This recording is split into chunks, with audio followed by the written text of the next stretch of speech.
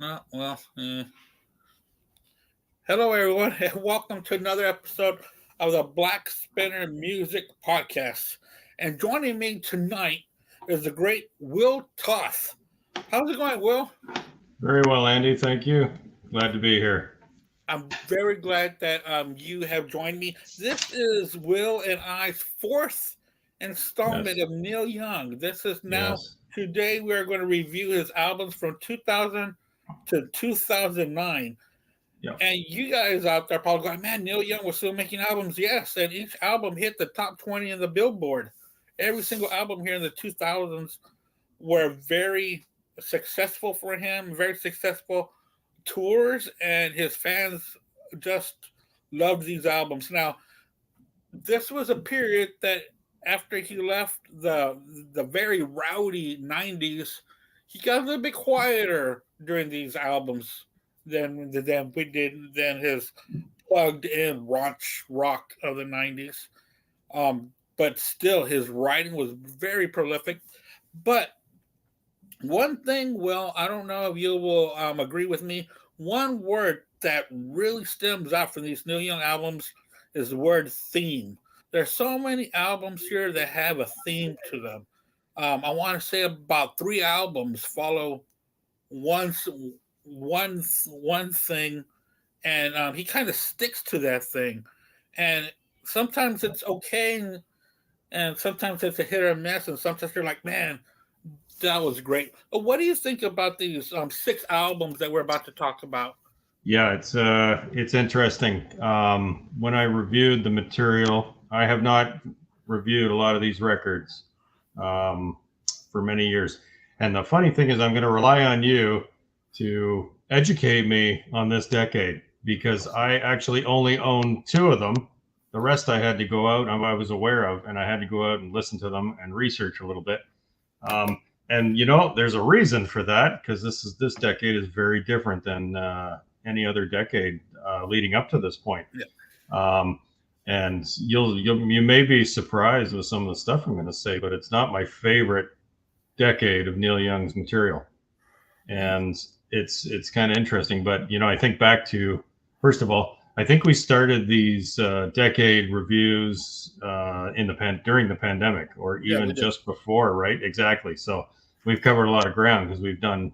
So it's great to be here. So thank you again for that. But we started that back before the pandemic, and we didn't just do the decades. We did other stuff, live records. We did different recordings and different things that he's done, and so it's been a good ride. I will, like I said, I'm going to rely on you to educate me more on some of these albums that I'm not that familiar with Yeah. because I did my initial one or two listens this week, getting ready for the show, and there's a few in here that I think I'm not a super huge fan of, but I respect the work that's been done, of course, because it's Neil. But I look forward to your insight on some of this as well, because there may be things I'm missing. I didn't apply my three listen rule, and I don't normally pass judgment until I've heard something three times, as you know. But Right. um, I wanted to give it a fair shake anyway, and I didn't get around to three listens, only two or one. So Okay. anyway, yeah, it's going to be interesting. I'm curious to know what you think of these records as well. Okay, because when we do these, or anytime I have you on the show, I rely on your background and Yeah. your in-depth review that Yeah, you've done. I've got a bit. Don't worry, I did do a bit of a research, so I've got some things to fall back on. But Okay. I'm curious to know what your thoughts are. This is going to be an educational thing for me because there may be more. I think you have more in your collection from this decade than I probably do, for sure.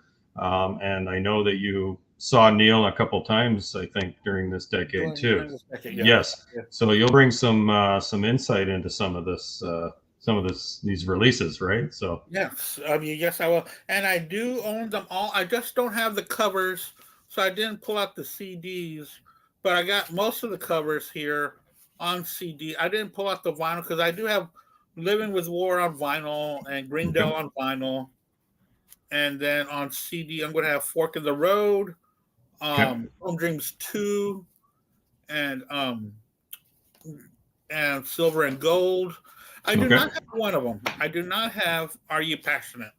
Oh, Not because okay. it's hard to find. It's not something that I really cared for to begin with. Right. Okay. Just it wasn't my cup of tea, and it's so odd because, well, not odd because I'm not a big Stax guy. No Right. wait, no wait. I do like Stax records, and I do like the home band for the Stax, but I did not like Neil Young and the Blue Notes to begin with. Okay. So this Okay. kind of also fell in the same realm for me. But I'll Yes. talk about it when I get to that. So let's get started on the first release that Neil Young made in the year 2000. It's going to be Silver and Gold. And if Yes. you see that album cover there, that's a picture of Neil Young that his daughter took with her Game Boy camera. If y'all Okay. remember Game Boy back in the late 90s or Right. early 2000s, it Right. had a little camera. That's how it came out in pixels. I read that actually. That's pretty cool. Yeah, Yeah. it is. And now everything pixelated is such a big deal. But man, Neil did this like 23 years ago. Yeah. So that's pretty Yeah. cool. This album, this was the first tour that I saw Neil Young in. It Oh, was a okay. solo tour. It was Okay. solo Yeah. acoustic. It was just by himself. So, what do you think about this album?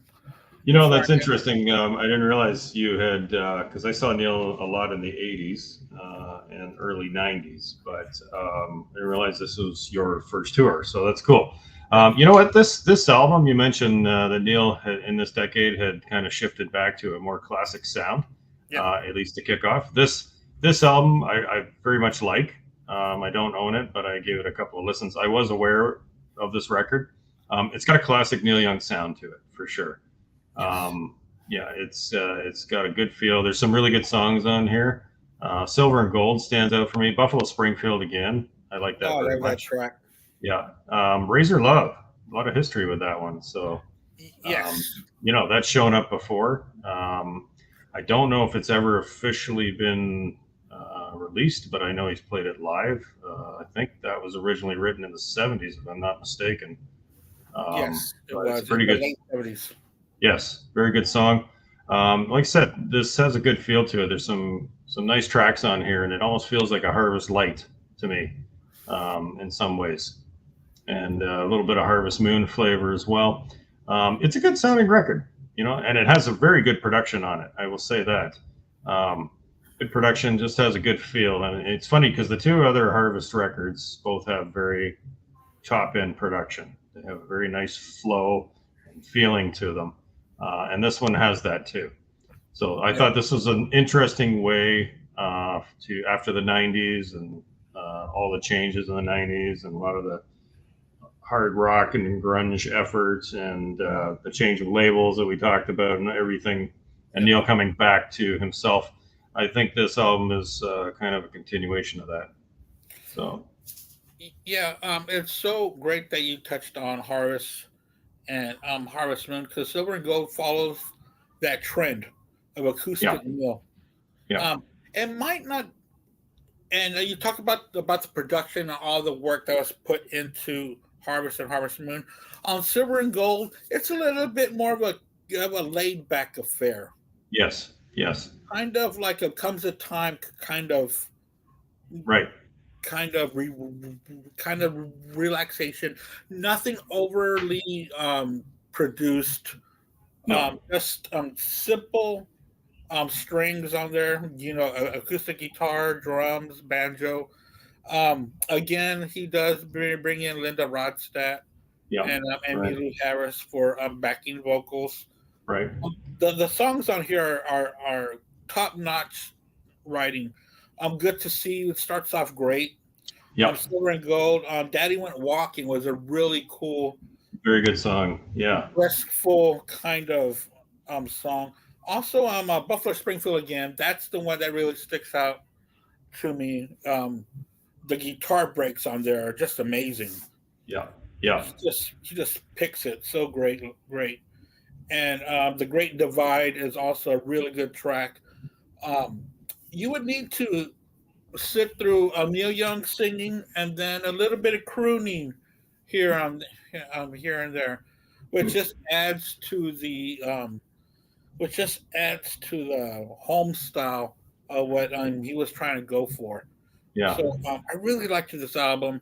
I played it forever when I got it because we were waiting for a new Neil Young for a Yeah. while there. It was like a 3 year. It was Yeah. 3 years in between this one and Broken Arrow.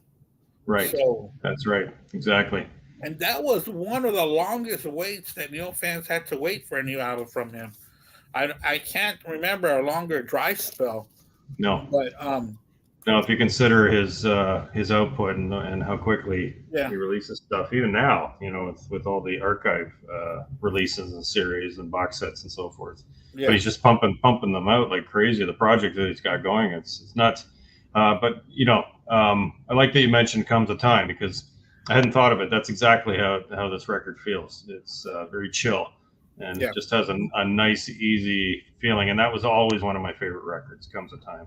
Yeah, you should really spend a little bit more time with this. I really think that it will Yeah. reveal itself to you a little bit more. Hmm. It's a really good album. And the one that was released after that, we were just talking about it, was "Are You Passionate?" And it Yes. has the Stax backing guys with them.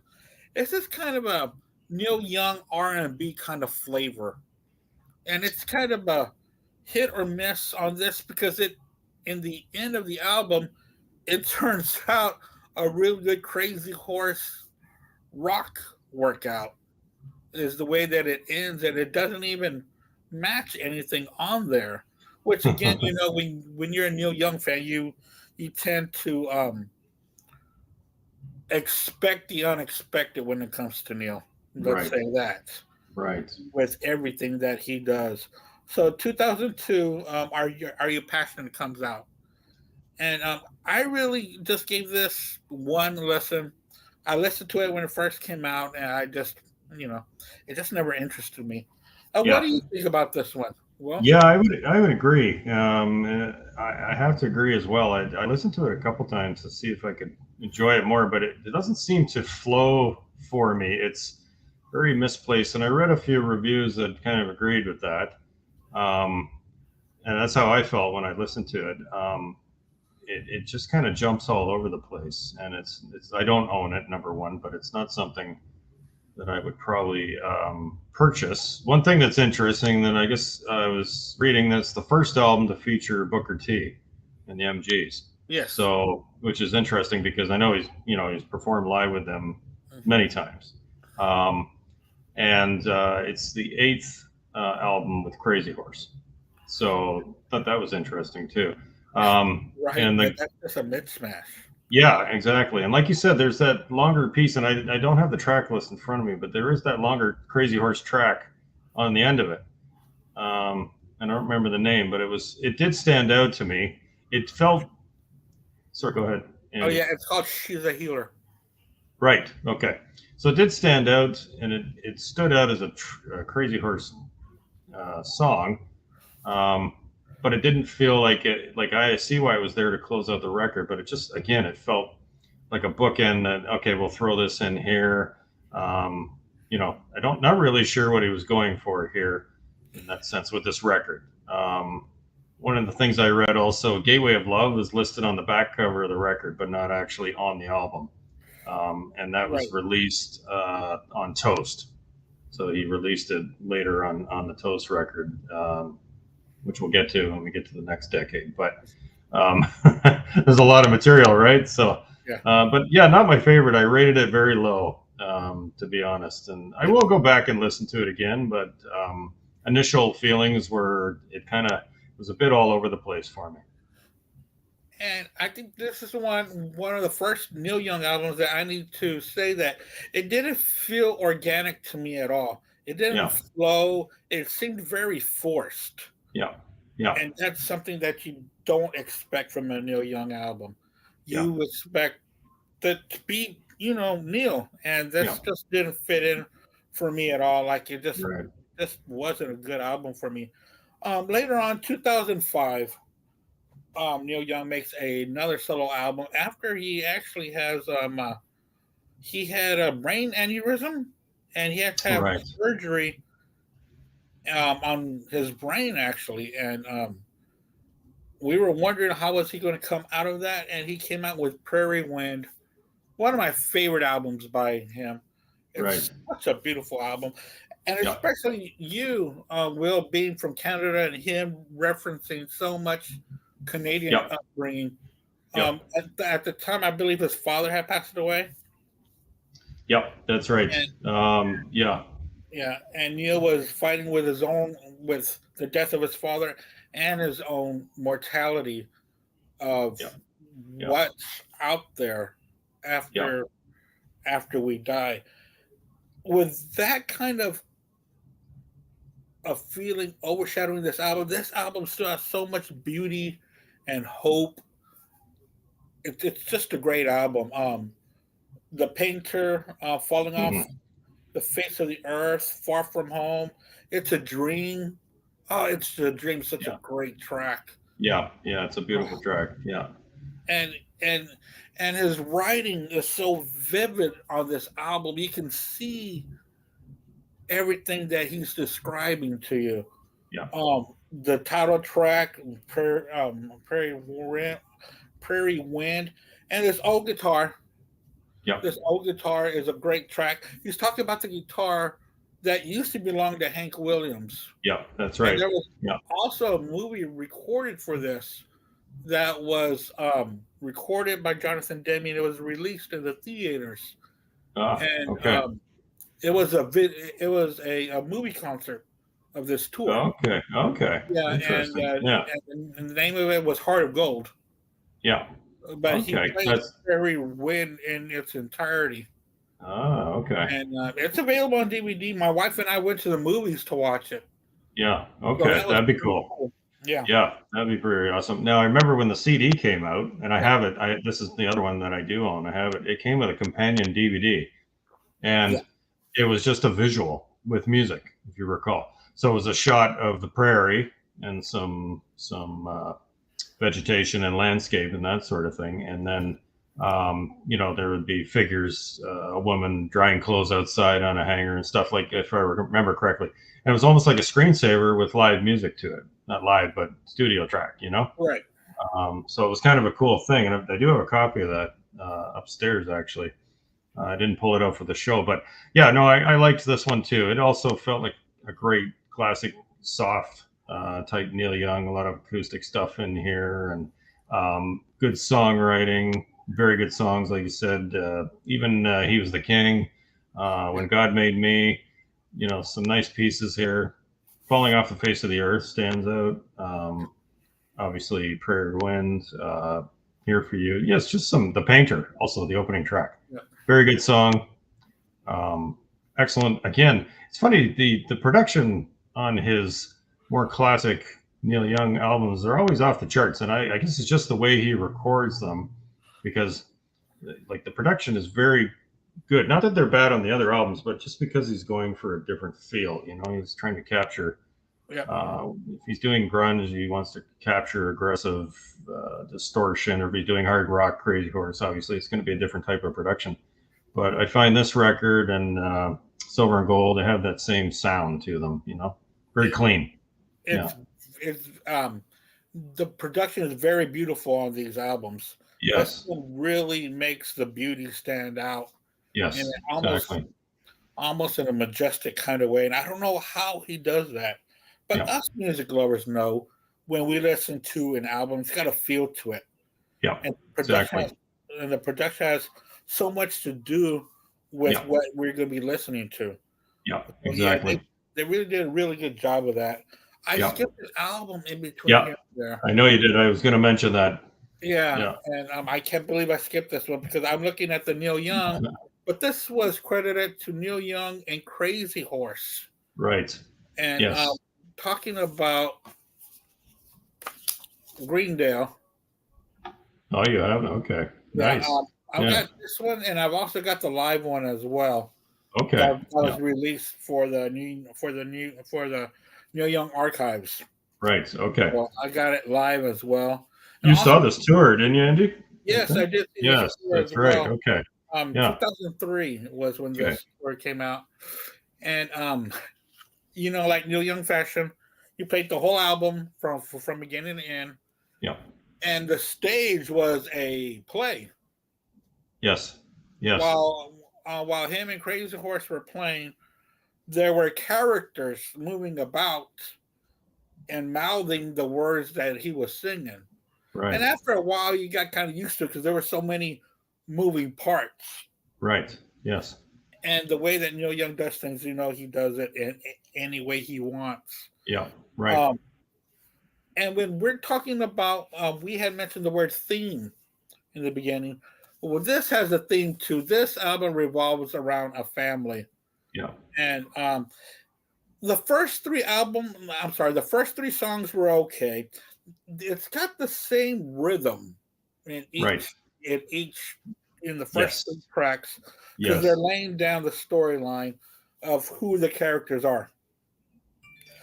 So it really sounds like one big song. Just think of this might be a horrible comparison, but think of Yes and the Topographic Tales, Right. Yes. where the Right. songs are so long, but they're sweets within them.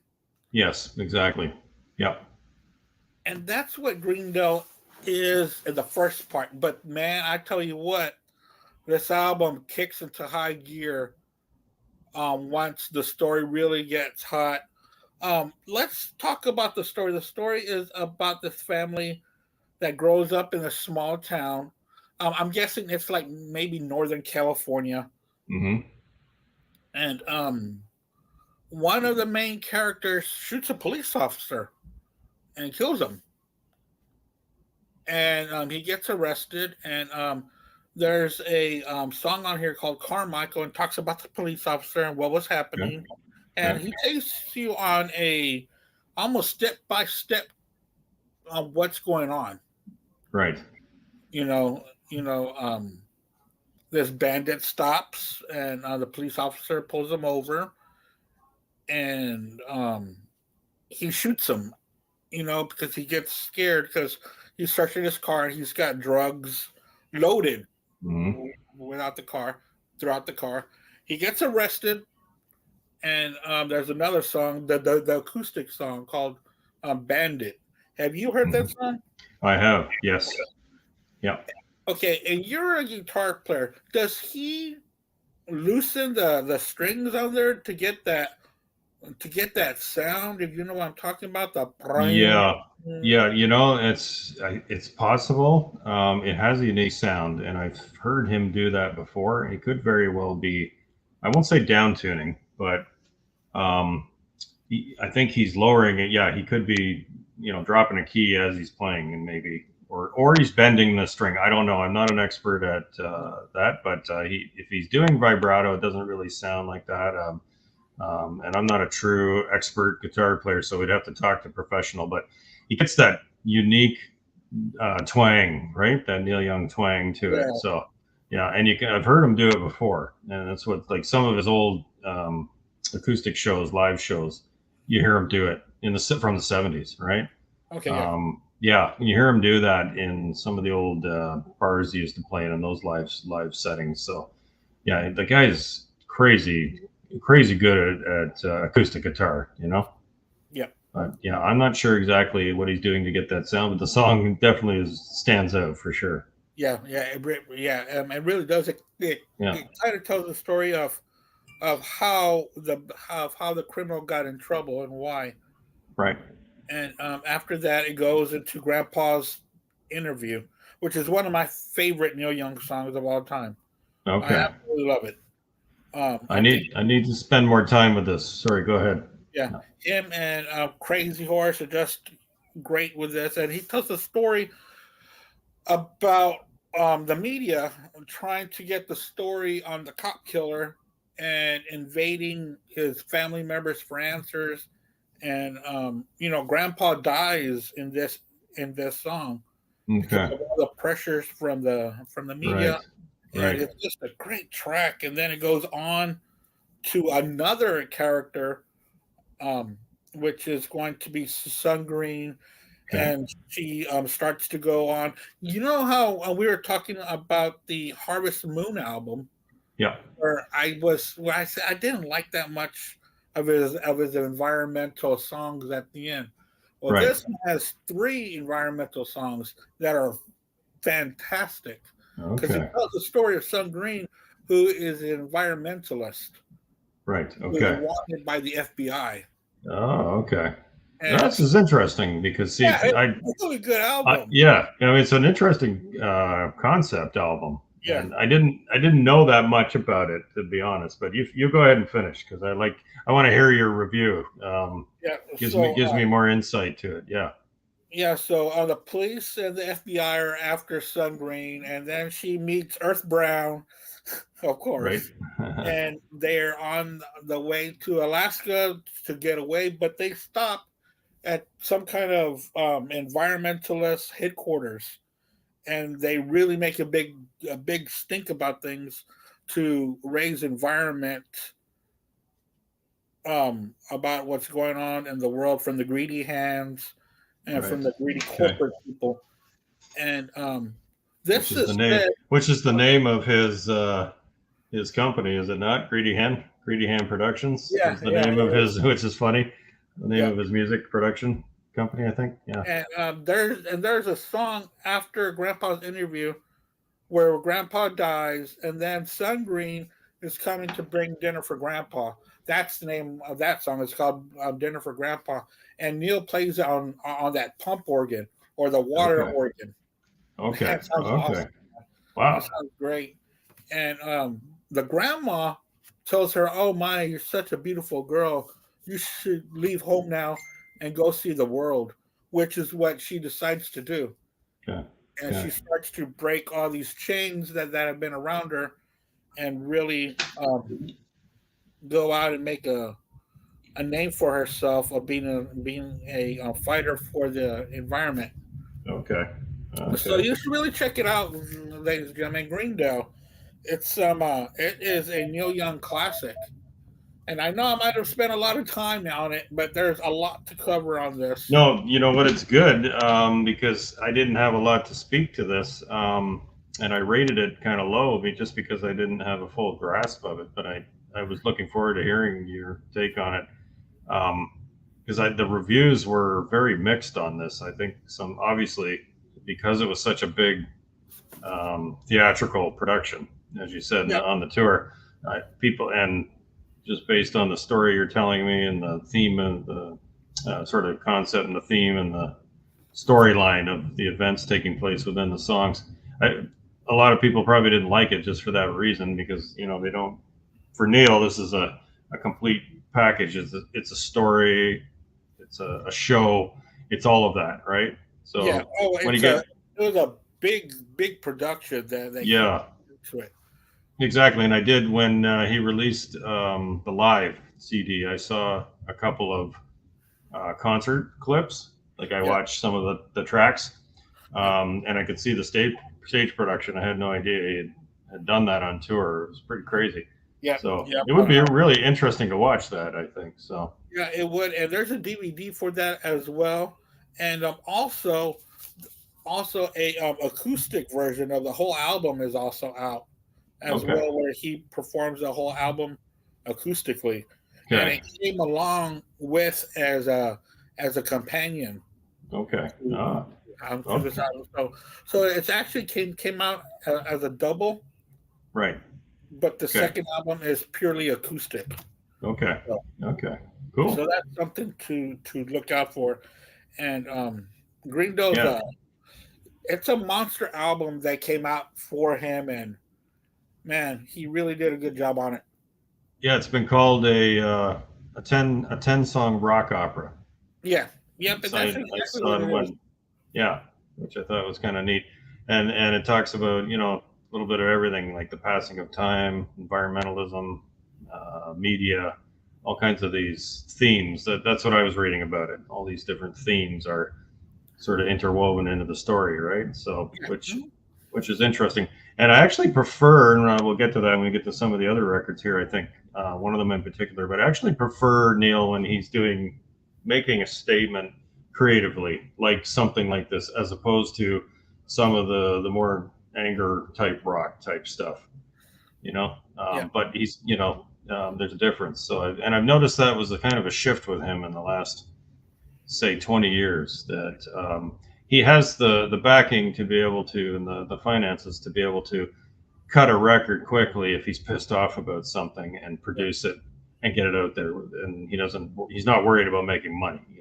He wants to get a statement out there. But we'll get to that. But yeah, good review on that. Thank you. I'm going to have to spend more time with this. So Yeah, yeah, and I think if you do spend more time with it, I think it will reveal itself. I mean, I know that it's a little, well, not hard, but to get through the first couple of songs, because mhm. it is the same rhythm, it is the same Yes, same backing track. yes, That's because right, he's laying down the foundation of what's coming, and right, yeah, it's a really good album. And next, we are going to be hit with a album that was very controversial, very controversial. I'm going. It's going to be on Neil Young's "Living with War." Also have this on 180 gram album. There were a lot of mixed reviews on this one. Let me tell you though, I do love this album, yeah, okay, and I do love this album. It's very critical of the war that we had gone into after 9/11, that was led by President George W. Bush. And that's because I yeah, voted for him twice, and I still okay, I yeah. still like this album. You still like the record? I still Yep. like the record, even though it's a very blatant album, Yeah, yeah, to the point where there's so many war or against politics in America albums that you have to read between the lines to get the meaning. yeah, There's no right, in between the lines here. He tells you straight out, word for word, yeah, what he yeah, is saying. right. Now, I remember, and I'm going to touch on something that you just said a few minutes ago. I remember he was interviewed on CNN about this, and they had asked him, did you make an album like this to get back on the charts? Uh, Um, and he said something. I'm not going to say it word for word because I don't remember because it was so long ago. He said, if you looked at my work for the past 30 years, I don't care about being on the charts. I care right. about getting my music out." And Yeah. and it's true what he said. There was a lot of turmoil in America, and he said he was waiting for young people to say something, and nobody Okay. does. Right. Okay. So he said that when he was younger, music was strong like that. So he Right. said he decided to do it himself. Interesting. So he was motivated to produce this over 9 days, in fact, from Yeah, what I read. Yeah. since Yeah. nobody else did. Yeah. Right. He toured with Crosby, Stills, and Nash with this, and it's very chronicled. It's actually on a lot of streaming devices right now. Um, they got booed. People Yeah. left because they Yeah. didn't agree with his policies or what he was thinking about. Because Neil Young's politics also go with whatever he wants at that time. You Yeah. know, if you remember, Hawks and Doves was a very pro Yeah. Reaganomics kind of album. Yep. So it doesn't Absolutely. matter if it's a Democrat or Republican. He talks about what's going on in the world at the moment, Yeah. Right. regardless of each side. And I was wondering how I was going to talk about this album because there's so much division sometimes. Yeah. So Yeah. I hope I'm doing this the right way. But the songs on here are great. It talks about not so much against Bush. I know that that's what a lot of things that stick out, but also the effects to families Yes. um, Right. of the men and women that go to war, and how it affects the families, and Yeah. how it affects us economically at the same time. Yeah. Um, and he does end it with a beautiful rendition of "America the Beautiful" Yes. with a full choir. Um, but the tracks on here are fantastic. They really are. like I talked about, Shock and Awe, the Families, Restless Consumer, and the title track "Living with War." The Flags of Freedom. Talks. There's some lines on there that really stick out about how these people, oh well, not people, but how soldiers used to have a parade down Main Street before they went off to war, and how their families would wave goodbye to them. Yeah. And Let's Impeach the President was, of course, the song that made the big stink about it because he was very Yeah. blatant about that. But also Yeah. looking for a leader, wanting to make ideas of who can take over for Bush after Bush is out after his 8 years. And he does mention Obama on there, which does happen. Roger and Out is another great track. If there's anybody out there that's going to be listening about the Vietnam War, he talks about how sometimes our soldiers are forgotten about after war. And that's what that's about. So, don't let the media fool you about this album. It's a very heartfelt album, and it is one of my favorites. I love my country very much, so this is a very pro-America, pro-soldier album. Did you hear it? I did, and it's funny when it first came out, I didn't care for it, and I still don't care for the production, to be honest. Now, I thought it was interesting when I mentioned earlier that he had the financial backing and the drive to produce something this quickly to get his message out. Good for him. I have no problem with that. Everybody's entitled to their position and their thoughts and their ideas and their creative freedom. So now I remember when he was touring. I do remember watching the news, and he was pissing a lot of people off. And I remember vets walking out and being very angry and talking to the news crews, and also walking out of shows and being very upset. I remember the tour that was happening with Crosby, Stills, Nash, and I wasn't sure if they were on board. They must have been, because they must have known the set list, but I'm not sure if they realized the controversy that some of his songs were going to bring, right? So I know, but because there's always been that sort of conflict between Neil and Crosby, right? So that's gone on pretty much till the end, unfortunately, with Crosby. So there's always been that kind of tension there. I'd love to dig deeper into this and learn more about it, because whatever his position is, he's entitled to that. Right. And like you said, he was waiting on a younger generation to come forward. But that younger generation is different than, say, the generation of the Vietnam War, right? Yeah. Or his 70s protest songs also. He had a lot of songs that were around that. And the 80s, like you said, with Hawks and Doves, right? Reagan administration. So, hey, you know what? It's also, from a historical point of view, it's there. This is what was going on at the time, like you mentioned, right? This is the reality. And that war happened, and there were a lot of mixed thoughts around that at the time. But after 9/11, people were pretty stressed out, of course. So love it or hate it, once again, Neil comes through, and as far as expressing his opinion and getting it out there and causing a stir and getting people to start thinking about some of these themes, right? Right. And the impacts of war and that sort of thing. So. And war is the worst thing. War should be the last resort. But after 9/11, what was the presidential administration supposed to do? Was it sit on their hands?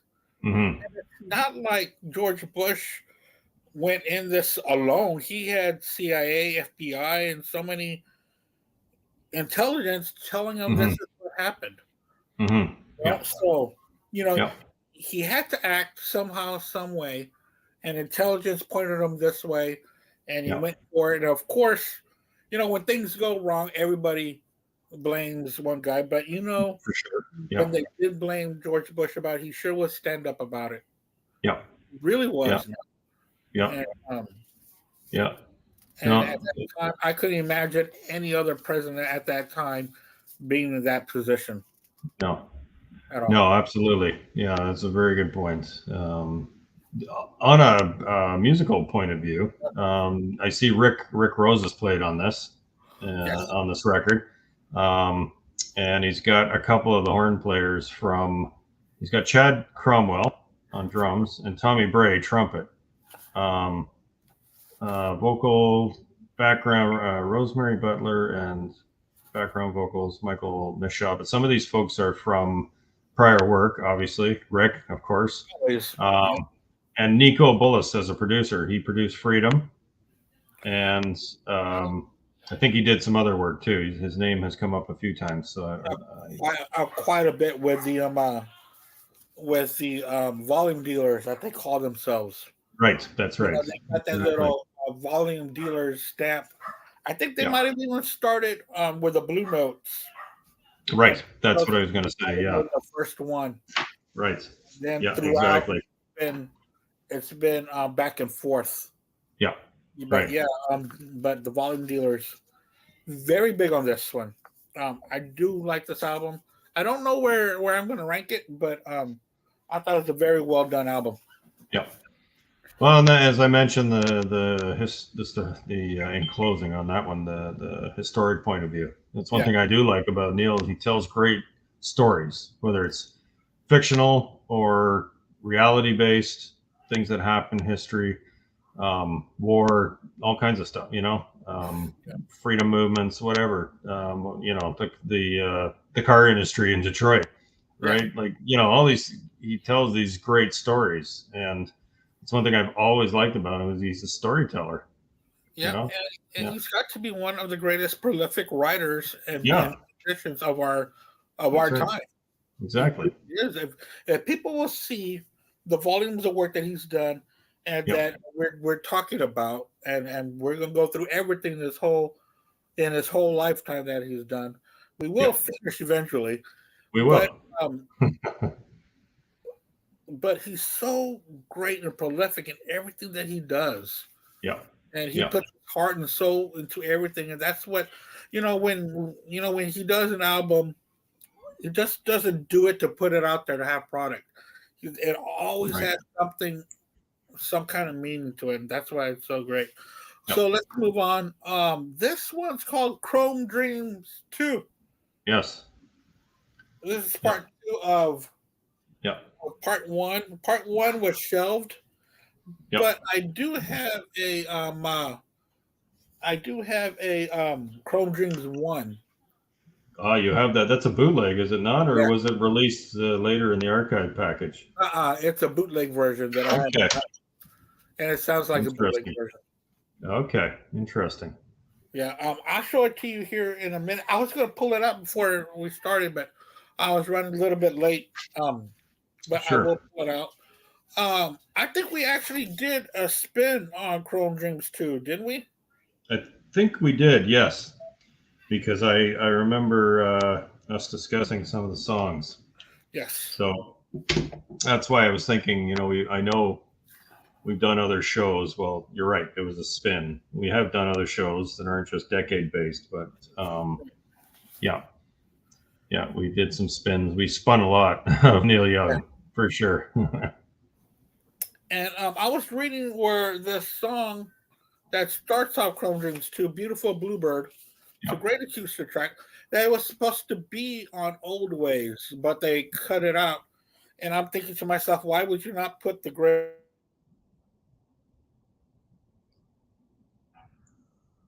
Oh, I think you locked up, Andy. I'm not receiving you.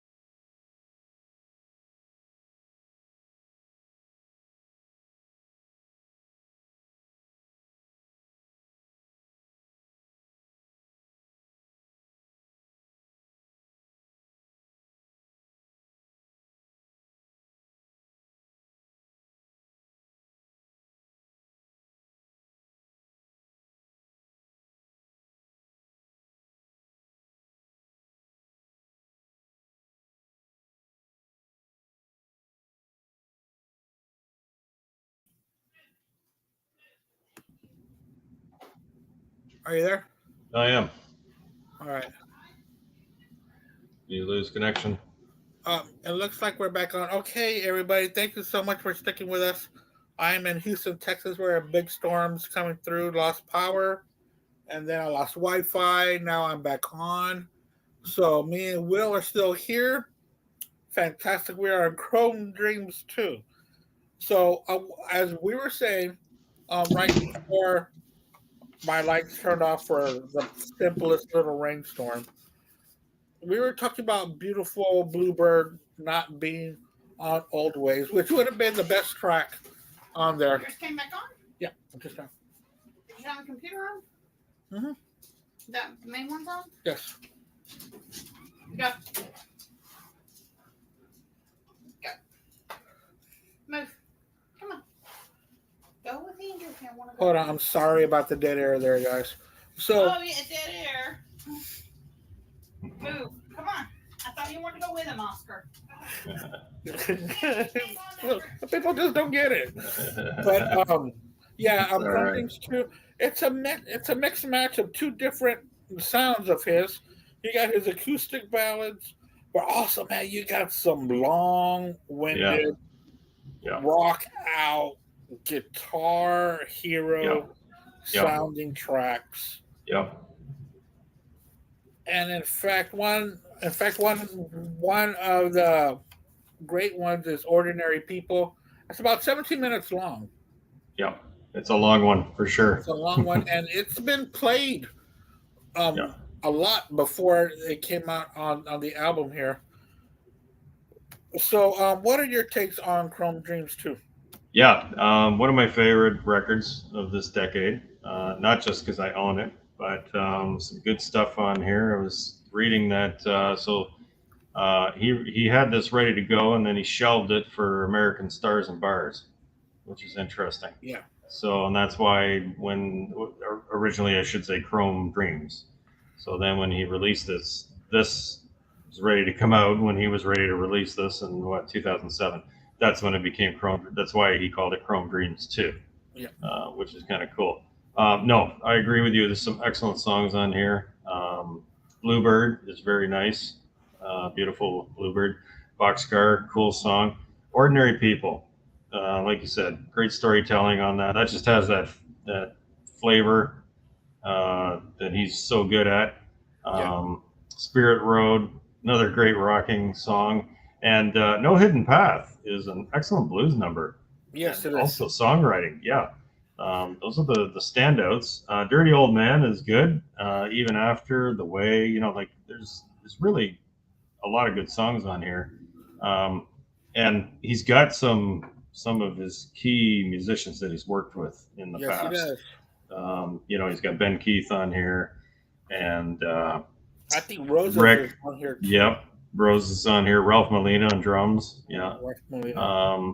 Then he brought in some of his other guys for Ordinary People. He's got Poncho, Rick, Chad Cromwell again, Ben Keith. He's got some of the Blue Note guys. Yep, exactly. And Tom Bray, trumpet. Yeah, so and that's really a standout song for sure. It's a good record, and production, again, top-notch production. This has a good bar, kind of bluesy, rocking type feel to it. It's something that I would play continuously or over and over again and revisit actually. And it's something that cycles through my collection quite often. So I'd love to hear the bootleg of Chrome Dreams sometime. I'll have to punch it up and give it a listen. I'm sure it's on the internet somewhere, like everything. I'll try to see if I can make a recording for you on cassette. Sure, that'd be cool, Andy. Yeah, I've been wanting to do something for you, but I think that'll be perfect. Yeah, that would be great. Yeah. And so awesome. It will be Chrome Dreams 1. There's not any songs off of here that's on there at all. Okay, see, that's interesting. Yeah. In fact, let me see if I can find it real quickly, if you don't mind. Sure. Yeah.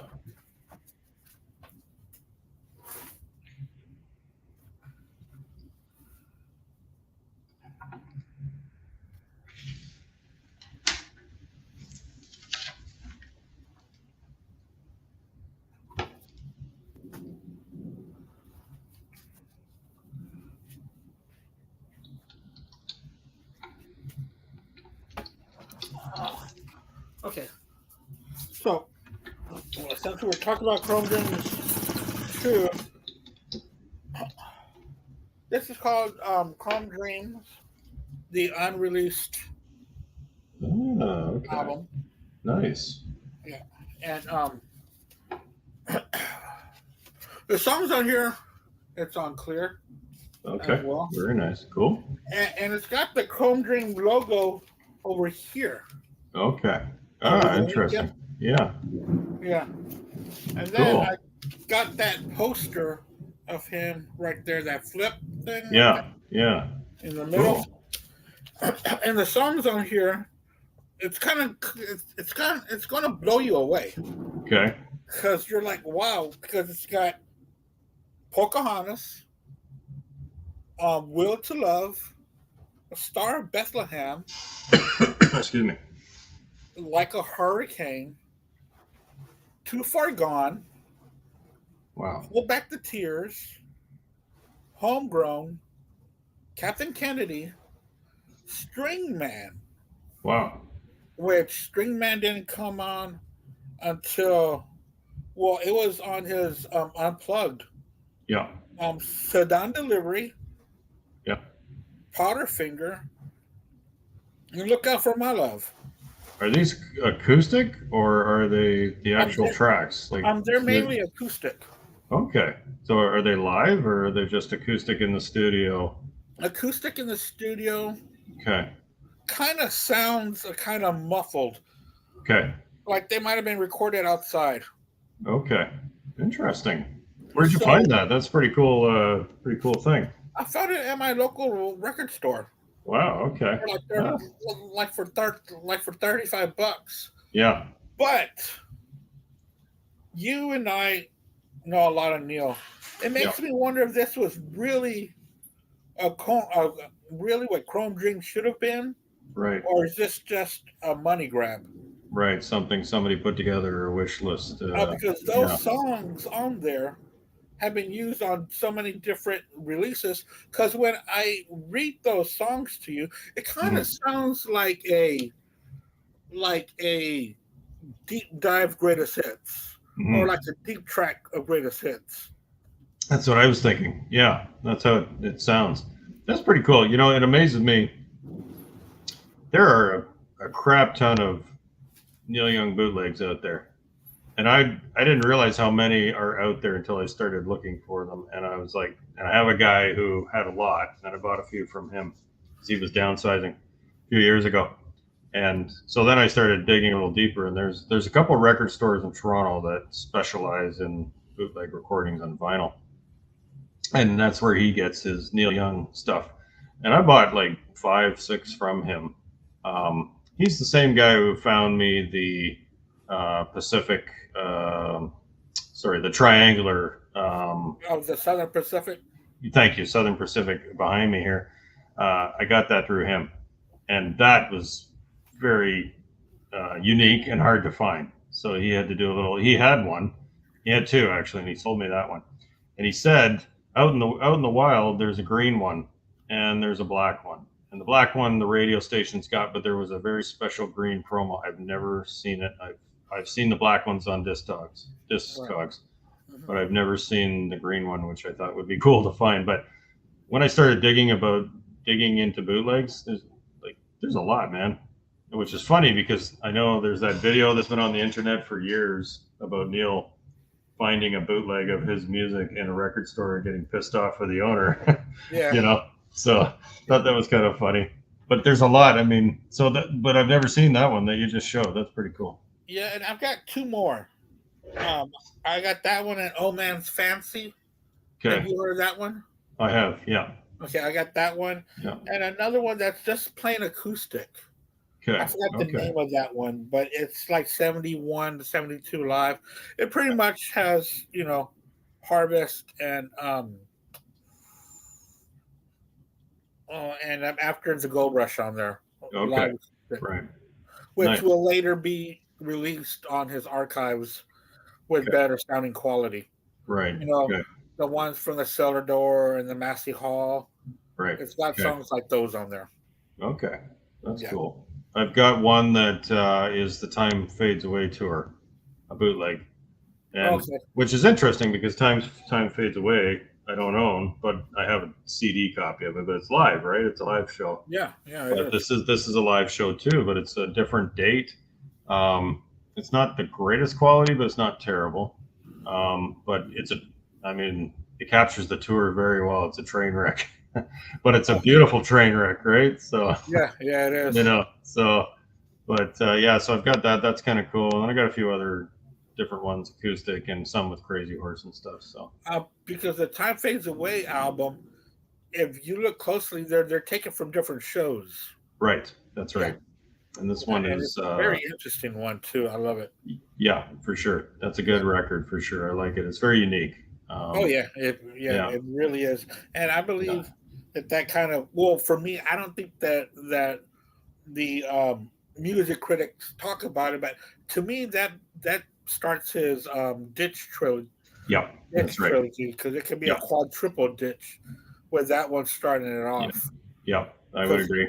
Because he's in the same vein at that time of just a lot of stuff going on, and that's that trilogy or quadrilogy. It's just there's a lot of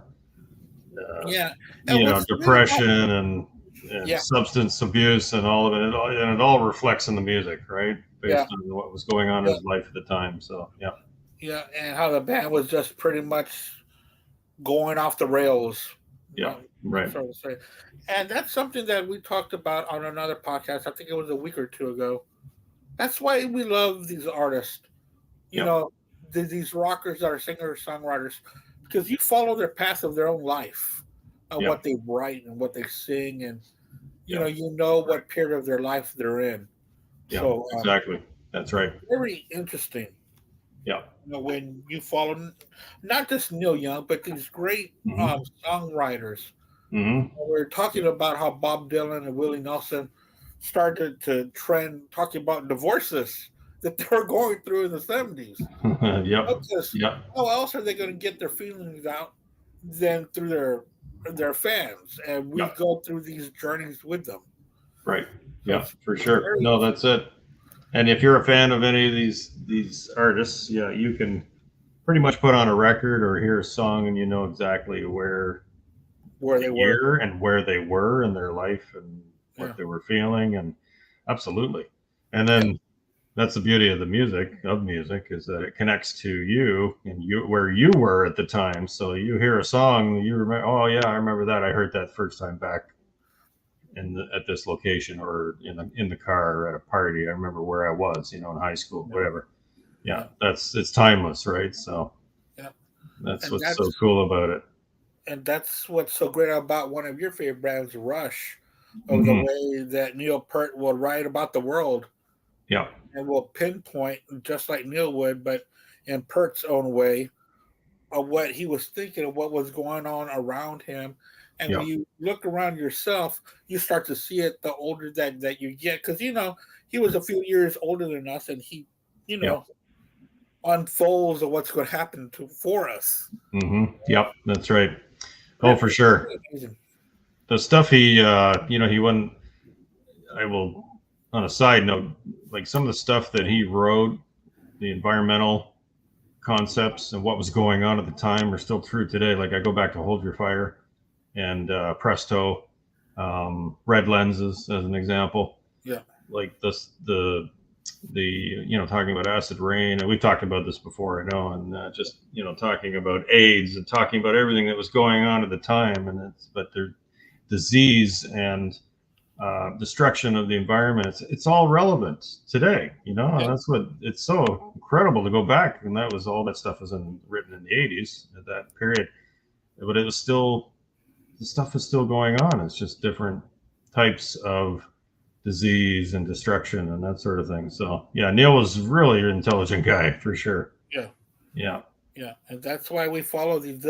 That's why rock and roll will always be so dear to me, because it's just such a real art, Yes. And and unfortunately, what is the people always ask, well, what's the future of rock and roll?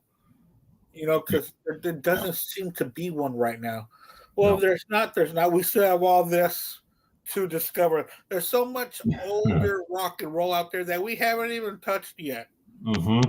So, the There's future of rock and roll doesn't bother me at all.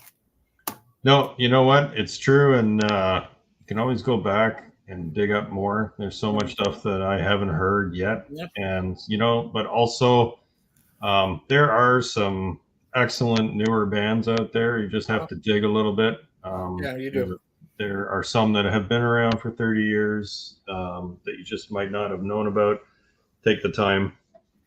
And then there are some newer bands, hard rock band, well, different bands, all kinds that are out there, and just and one place to hear some of that because they don't have records, they have digital releases as Bandcamp. So many new bands on Bandcamp. They release digital, like direct to digital, because they don't have the funding. You in some cases they're selling LP and CDs. Yeah. But you can buy a digital release right then and there on Bandcamp, give them some money, and get a copy of that, and be introduced to some new stuff. So yeah, I follow a number of bands on there, and then there's some other bands that are touring that are just fun to go and check out. I've got tickets for Wolfmother in November. Never seen them. I have a couple of their CDs, and I like them very much. So I thought, oh, why not? It was only $40 for a ticket, so I'm going to go check them out. I saw them once, and did you? Okay. Yeah, it was at a brewery. Okay. By the time they came out, man, I didn't even know I was so plastered. It was just so ridiculous. Oh, okay. Okay. Right. I think they were the band for that, though. Like they're a hard rock band. So. Yeah, man, it started like a great show and it ended terribly. Yeah, that happens. It does. Going through the ups and downs. Were you finished about Chrome Dreams 2? Yeah, I think so. Like I said, I rated it quite high. I like it. I think it's a solid record. When Neil Young released Fork in the Road, I was going, what the hell is he thinking with that album cover? That's so ridiculous. Yep. Trying to stay relevant. But if you think back, there's still people almost 15 years later from when this was released. Yeah. Well, this was 2009. Yeah, 2009, almost later. People are still taking pictures like this. Yep, that's right. So I thought that this was kind of silly because it was kind of ahead of its time. Yeah, taking selfies. Right. That's what that is, a Neil Young right there, Fork in the Road. Another album full of themes, which is a theme. Yeah.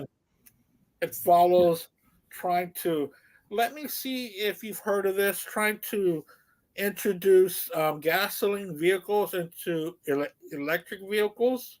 Huh. Yep. Sounds to me like someone else was already doing that. And which he did, he changed his 1950s Lincoln. Yep, his Lincoln Continental. Not sure what year it was, but I think you're right. It was like a 52 or something. Yeah. From a gas guzzler to a powerful electric vehicle. So great big car, great big old heavy car, and converted to electric. Yeah. Yeah. And it burned down one of his garages, but he said that was a mistake by man, not by what they were doing. That's right. Changing gasoline to electric. And definitely this whole album is about the power of and his love for cars. It's always been there. His love for cars. Yeah, we've heard that famous story of him meeting up with Stephen Stills in his hearse. Yeah, and it's on and on the way that he's driven up and down this wonderful country of ours and yours. Yeah, and these type of vehicles. The man loves to drive, and so do I. I'm a big driver. So Yep. that's what this album is about: is the beauty and joy of driving cars. Yep. Yep. It's Yeah. not that It's hard to no. imagine, but man, he really does put a nice sound to it. Yeah. The most of the album, he does have Crazy Horse with him, and it's a good rocker. It's a good garage rock album, Yeah. Yeah. is what this is. Or even a road CD. Yes, you it could take is. this on a road trip for sure. It's one of the things I thought with it. There's some good tunes on here too. Yeah, there is. Once you get past the fact of kind of what he's doing, The theme, yeah. yeah, exactly. Once you get over the theme and realize what he's doing, then some of the songs on here are actually quite good. Get Behind the Wheel, good driving song. Yeah, Cough Up the Bucks, I like that. Cracks me up.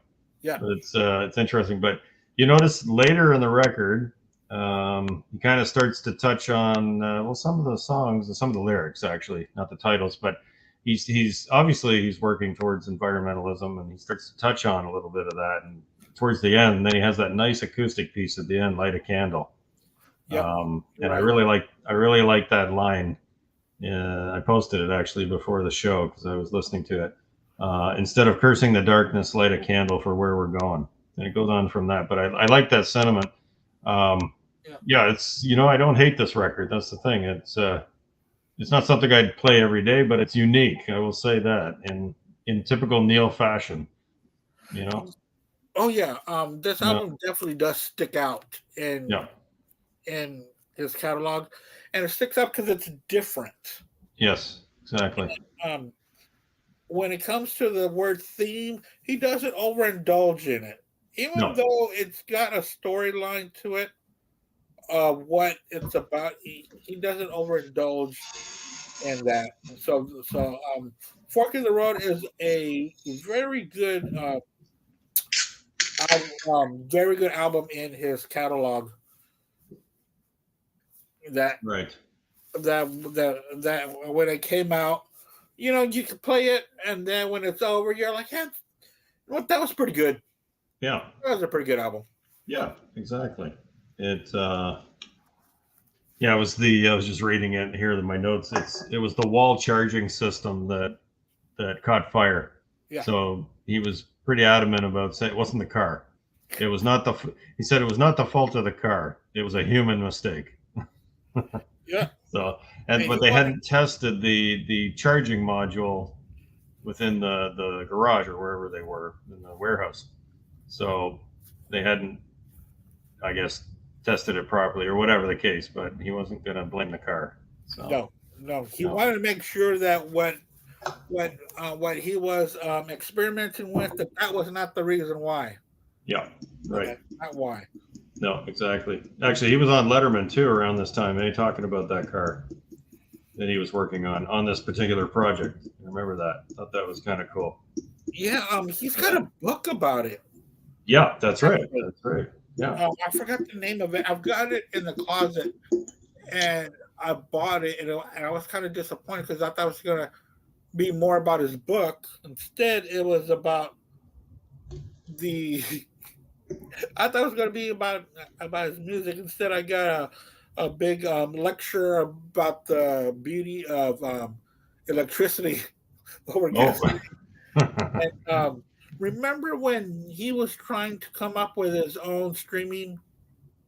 Yep. Called Pono or something like that. Or Pony? Yep. I do. Pono. Yep. Pono. And I was close to buying one. Yep. Mm-hmm. Yeah, but man, they were expensive. Yes, they were. They were like $400 or $500. Yeah. And yeah. And he was talking so much about the sound of it. Yeah, that's right. And I think I think that's why it was going to be so expensive, because it doesn't sound like our phones. It doesn't sound like this regular streaming where it's so compacted. Yeah. He found a way to have it sound fuller. That's right. He was around the time he was doing his anti MP3 thing and talking about lossless audio, and I think I remember when I was doing the research, because my iPod had died after I had my classic iPod for 12 years in a metal case, dropped it a million times. It finally died on me. It was the old style with a click wheel, no apps, just a click wheel, right? I love that thing. Yeah, exactly. I had that thing for many, many years. then it died. So I was doing research on a new player of some kind, portable player at the time, and that's when I started looking into Pono, because he was talking about, it would handle MP3s, it would handle FLAC files, it would handle lossless files of different types. But he lost the backing. So a lot of the music companies pulled out after he launched it, because it was like iTunes. It had software to go with it, and you buy your music and download it and da da da. So, but I forget why, but some of the big music companies pulled out of the deal. So he couldn't offer it. It kind of got shut down because he couldn't offer a huge selection of material. So, Yeah, that's what also eluded me. I was all like, I'm gonna pay $400, and then you don't even know what kind of library you're gonna be able to get. right. That's exactly why I didn't do it either. So yeah, you could put your own music on it as well, but if I can't buy anything like iTunes, in that sense, I don't use iTunes anymore. I still have it, but Yeah. that's another story. I despise Apple now, and I don't want to give them any more money. So bought enough music over the years. So I'm a big Apple guy. are you okay? Yeah, Yeah, yeah. I listen to Apple all day Okay. at work because they told me I couldn't bring my my little record player with me. So Gotcha. I have to Okay, listen. that's good. I stream something. So I do Yeah. stream that, or I'm Sirius XM. Yeah. Okay. Do Yeah. both. Well, just so you know, I do have an iPod. I still have one, and I still use it. So, My um, wife, my wife uses her iPod. yeah, Yeah. it's a great way to get music in the car and travel around. And like I listen to music on all kinds of formats. So Yeah. I just didn't. I didn't want to buy music anymore from them because just I started collecting CDs, and I started collecting obviously vinyl and different types of physical media, and then Yeah. I would make my own digital copies of that. So that's kind of why I stopped buying music from them. So Yeah. Well, what I'm trying to do is because I'm streaming Apple. What I'm trying to do is I'm trying to put my whole collection on my phone. wow, okay, So I'm going in alphabetical order. I think I'm in the J's. okay, I wow. think I'm up to like 11,000 songs, and I'm just in the J's. So we'll see how that fits. Because I've Yeah, already told my wife and everybody I'll take off all my apps if I have to, right. just so I Yeah, can fit all my music on here. for all your music.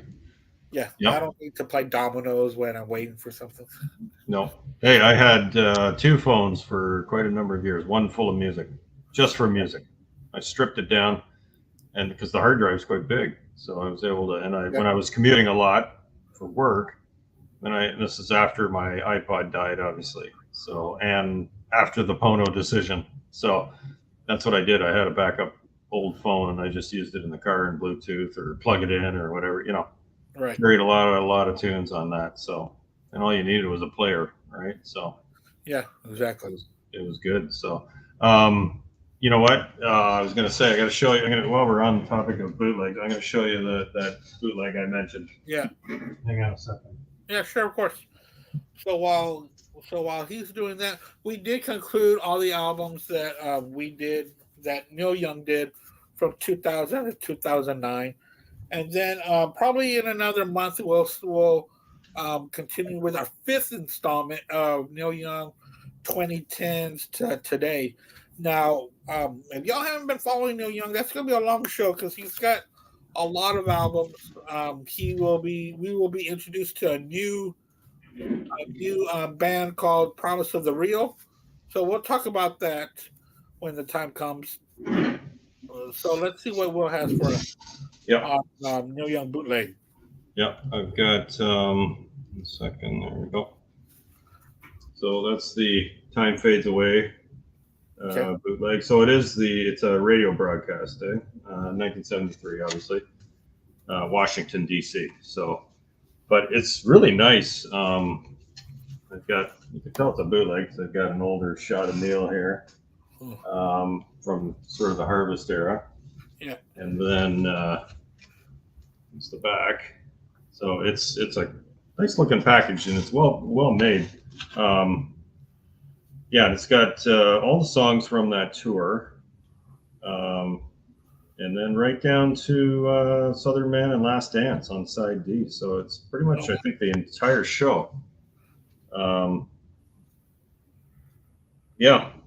So David Crosby, Graham Nash on here on track 13, New Mama and 16. Let's have a party closing. Okay. Anyway, kind of a good. It sounds good. This is actually on my YouTube page if you want to hear it. It's already up there. Yeah. So this is something I do. I burn a lot of my vinyls and I convert them and then upload them to YouTube so I can get them whenever I want and wherever I am. This one I think you have. This is cool. No, I don't have that one. Okay. This is But I heard it on your page, though. Okay. Yeah, this is the Farm It show. That's the one in New Orleans, right? In the Superdome? Yeah. That's right. Yeah. 94. Really good show. This kicks. Yeah, I almost sold it and I was like, no, I'm not going to do that. I got to stop selling stuff. Yeah. I just give stuff away now to my friends and that's it. Oh, yes, I did. Yes. I sold a little bit. In fact, speaking of giving things to his friends, I got the one that he sent to us, the Citizen King Jr. Blues. Yes. It's a good record, eh? It's fantastic, man. Yeah, it's really good quality. Yeah. From Live from the Bottom Line in New York. I think this was from 74. Yep, May of 74.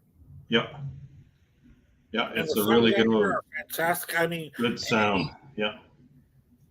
Any album that has acoustic versions of Ambulance Blues, Revolution Blues, and On the Beach, and Motion Picture. Yeah. Come on, man. Yeah. It was really something. And if you look at yours, Volume Dealers again. Yeah. You know. Yep. We've put a lot of stuff together lately. But, no, it's a good show. I knew you'd like it because it's clean and it sounds really, really good. But you feel like you're there. Yeah. It's that good, you know, because it's not a bootleg. It's an official bootleg, so to speak. NYA release. Exactly. That's right. I got one more here. Neil Young, Crazy. This is not Crazy Horse. Is not on this record, so it's a misprint in that sense. Okay. But I've seen that one. What's that?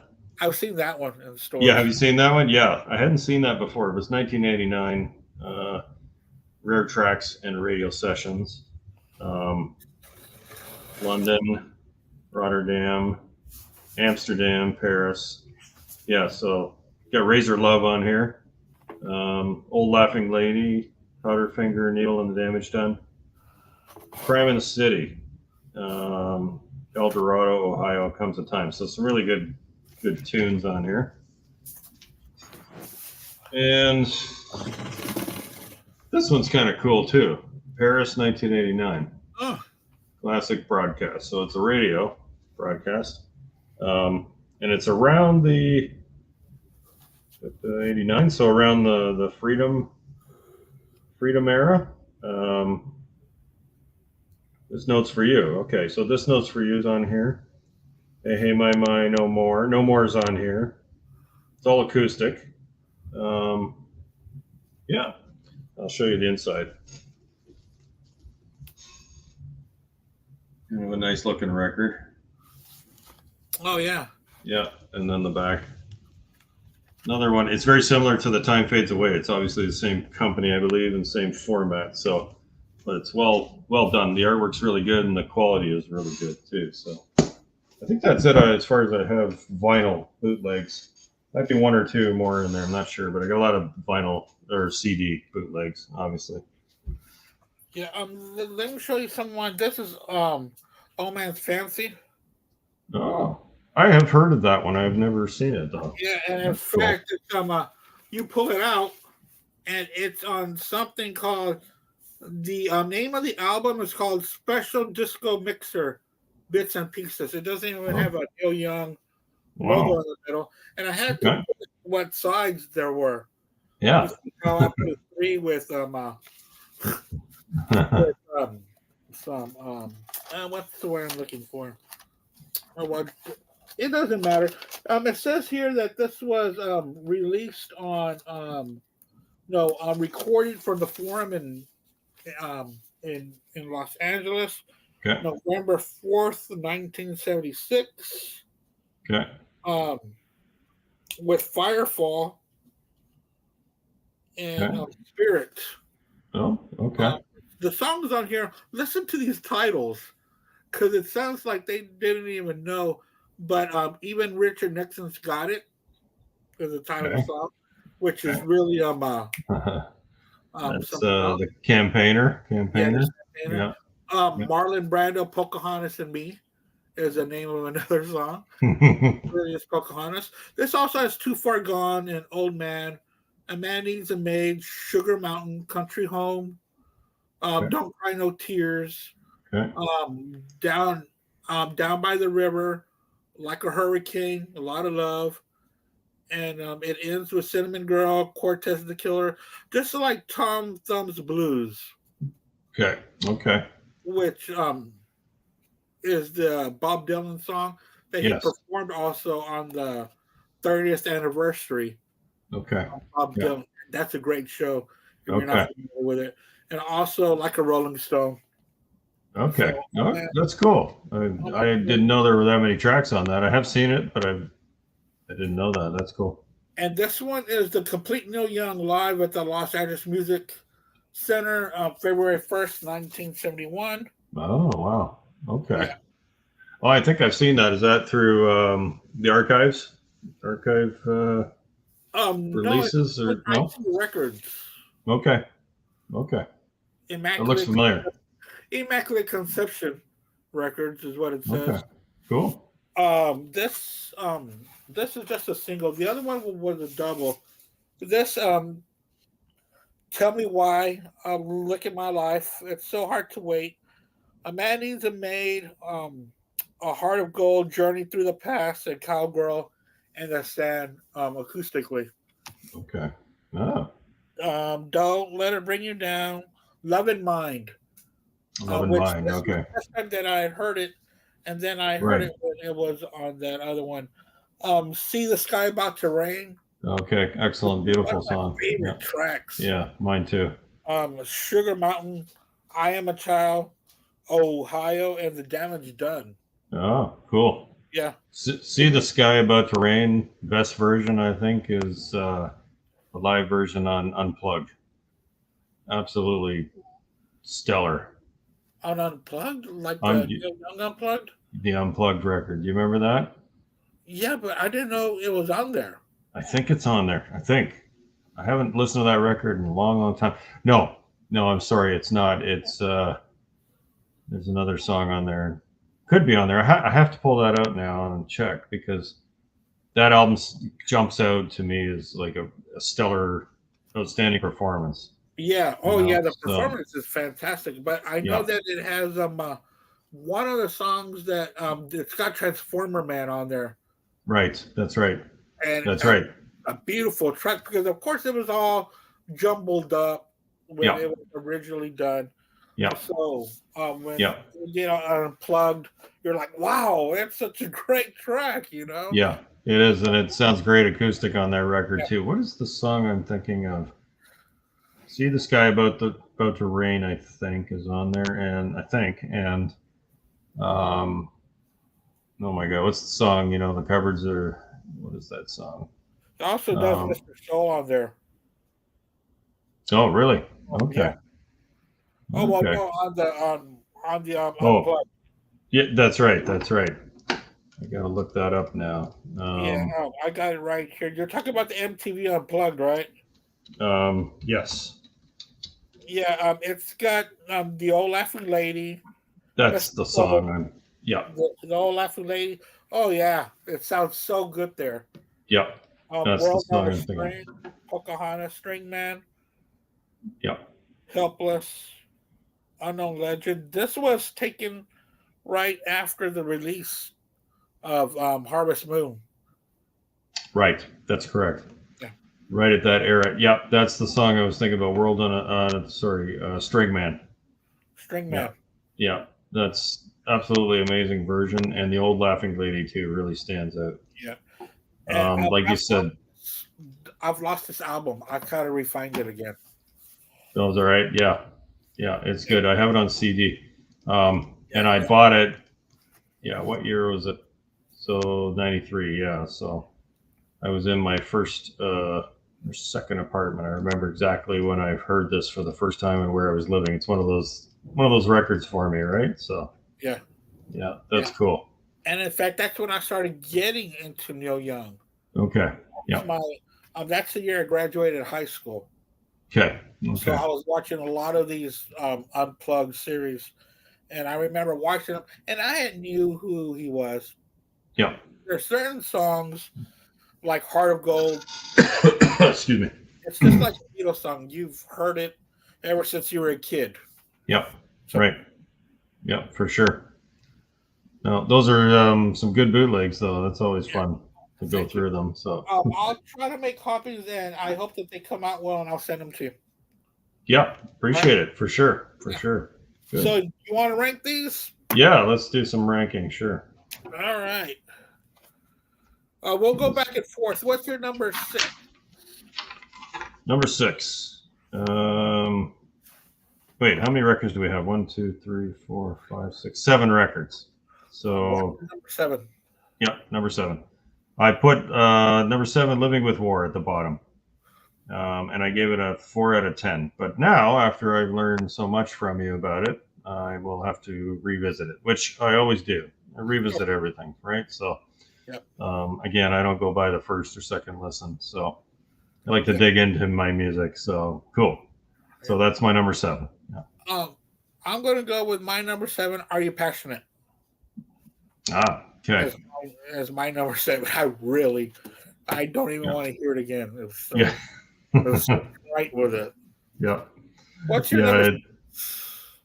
6 is I chose Are You Passionate? I give it a 4 out of 10 also. And it could go lower if I could possibly, because I don't know what he was doing with that. I don't know what that's all about. Yeah. You know? It was kind of directionless. Now this is where it gets hard for me. It's been changing throughout the weeks that we've talked about doing this.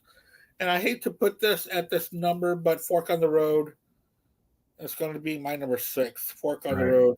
Right. Ugh, hate to do that. Yeah.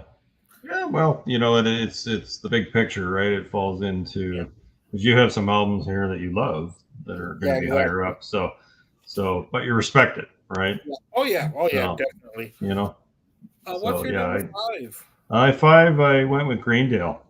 But also, I will say now I have to explore it some more after tonight. So, because I'd given it a 4 out of 10. But again, that's after I'm curious. I'm more curious about it now because I know there's so much story to it. So yeah, there's a lot that goes on there. Exactly. So storytelling. I need to dig into it a little bit more. All right. Fair enough. Yeah. My number 5 is going to be Chrome Dreams 2. Oh, okay. Chrome Dreams 2 is going to be my number 5. Okay. What am I at? Number 4. Where am I at? Oh, Fork in the Road. So we're pretty close together on some of these. Yeah. Fork in the Road. I give it a 5 out of 10 because it's different. It's unique. There's some cool songs on there. I like the theme. It's almost like I've got this project going on, so I'll make a record around it, right? So exactly. That's what it feels like. So Again, we're going with a singer-songwriter thing. He's going to tell us what's going on right now. This is what I'm doing. Yeah, exactly. That's right. And here instead of writing a book, I'm going to do this. Well, he did the book too, but yeah, he did. It's called Hippie Pipe or Pipe something. I forgot what it was. I gotta go look for it. My number 4, golly, was going to be Silver and Gold. Okay. Yeah, but man, I sure do love this album. I remember when this came out. I had just moved to Houston because I moved to Houston in '99. This came out in 2000, and I used to play the hell out of this when I was, because when I moved here, I was staying at my uncle's, and it was me, my uncle, and my cousin. We all lived there at the house, and we all spun this at different times. Cool. because we're all Neil Young fans, and we went crazy for this. You remember exactly where you were. Yeah. Oh yeah, oh yeah. Yeah. That's cool. Cool. What's Cool. your number 3? Where are my 3? Prairie Wind. Prairie Wind. I put that at 3, yeah, because I do appreciate that record a lot. Yeah. And I gave it a 6 out of 10. It could even be a 7 out of 10 because I like it's a good record as we established. Oh, yeah. Some really good stuff on there. And like I said, the additional DVD was kind of a cool thing because the DVDs were pretty big at that time, and so a lot of bands were, not a lot, but a lot of them were throwing in the extra little something, and it was a cool thing to have that digital display while you listen to it. So Yeah, it's have pretty a cool when visual. bands give you extra stuff, man. It really Exactly. Yeah, for sure. is. My number 3 was your number 7. Maybe it was War. Yeah, I knew that'd be up there for you. Yeah. Yeah, it is going to be up there for me. Yeah. Number 3. Cool. Number 2 for me, Silver and Gold, 8 out of 10. It's just a really good record. It's a great Neil Young record. So yeah, it's definitely up there. Yeah, it's just such a pleasant album. Yes. My number 2 is going to be Prairie Wind. Okay. Cool. That makes sense. Yeah, I was trying to think. We had done something where we talked about Prairie Wind, but what was it? Why were we talking so much about Prairie Wind? And I had ranked it high as well, but I don't know what kind of ranking we were doing. It was Neil Young. Yeah, I don't know. Were we? But I gotta go back through the videos and find out why we were talking about that album. Maybe it was like did we do like a top 10 Neil Young studio record show or something like that? I don't know. I don't know. I gotta figure it out. Yeah. I should keep a record of our shows too. I do have all the notes that I've made from our shows. I've kept all those. But yeah, there's probably, obviously you would have a history of the shows on Facebook and YouTube and stuff right on your page. YouTube on my Black Spinner page. Yeah. So I gotta figure out why. But my number 2 is going to be that the Prairie Wind. Okay, that makes sense. Well, my number 1 is Chrome Dreams 2, and I put a 9 out of 10 on it just because it's a very cool record, and it's something I will play probably every few months. Just some excellent longer pieces on here, as we discussed, and just a good record all around. It's got a good sound to it, and also could be taken in the car. It's a good driving record because some of those longer songs, storytelling, all that stuff, right? Yeah, good stuff. So I went ahead and pulled this one out since it's my number 1.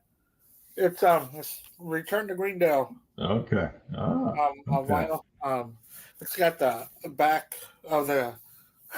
I swear he went through so much drawing up a map of this fiction town. Yep. Just he just went and goes all out. Here's a little picture of the play itself.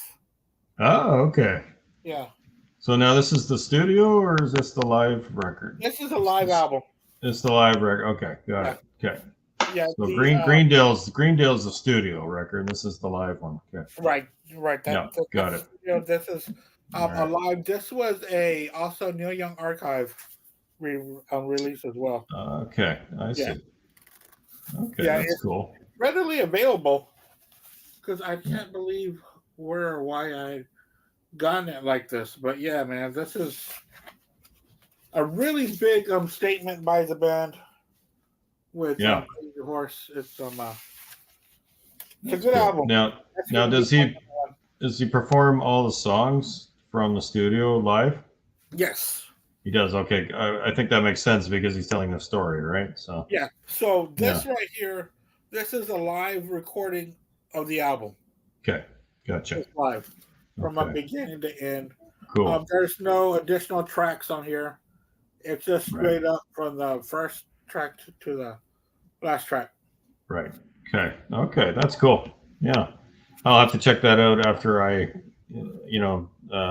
spend some time with a studio record. I want to Yeah. get to know the characters and the songs and stuff. So, see, and I like this stuff because it reminds me of like Clockwork Angels.